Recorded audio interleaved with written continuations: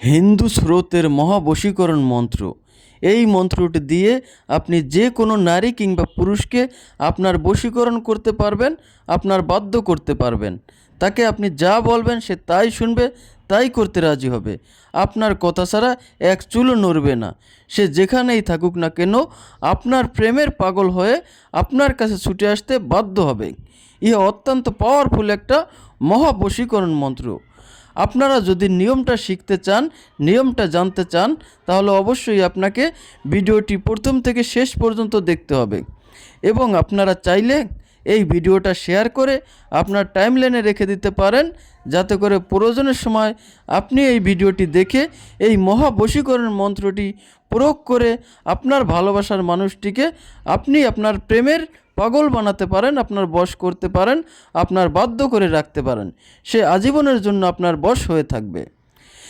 ইহার জন্য প্রথমেই আপনাকে 101টা জালের কাঠি সংগ্রহ করতে হবে। সেটা যে ঝাঁকি জাল আছে, অর্থাৎ জালের যে লোহার কাঠিগুলো আছে, ছোট ছোট কাঠি হয়, সেই লোহার কাঠি আপনি 101টা কাঠি সংগ্রহ করবেন।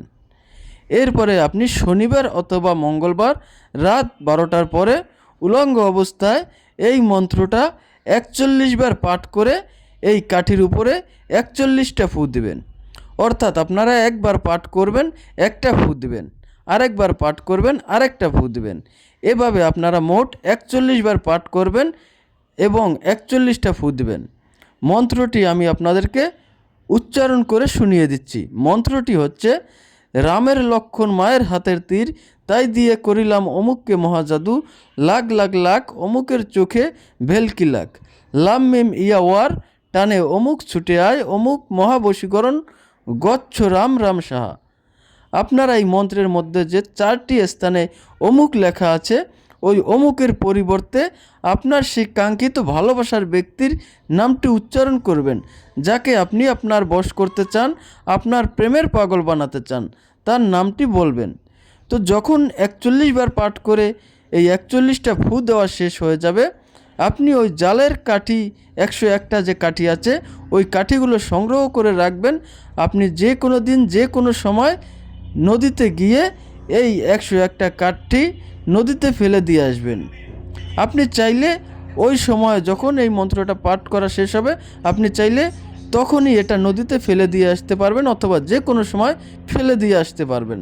দেখবেন আপনার ভালোবাসার কাঙ্ক্ষিত ব্যক্তির মনের মধ্যে যে নদীর ঢেউয়ের মতো ঢেউ উঠে যাবে আপনাকে কাছে পাওয়ার জন্য, আপনাকে ভালোবাসার জন্য। সে যেখানেই থাকুক না কেন আপনার কাছে ছুটে আসবে, আপনাকে ভালোবাসবে, আপনার বশ হয়ে থাকবে, আপনার বাধ্য হয়ে থাকবে। যদি সে দূরে কোথাও থাকে, আপনার কাছে ছুটে আসা সম্ভব না হয়, তাহলে অবশ্যই অবশ্যই আপনার সাথে যোগাযোগ করবে। ইহা অত্যন্ত পাওয়ারফুল একটা মহাবশীকরণ মন্ত্র। তাই অবশ্যই আপনারা যদি ভালোবাসার ব্যক্তিকে কাছে পেতে চান, এই মন্ত্রটি প্রয়োগ করতে পারেন।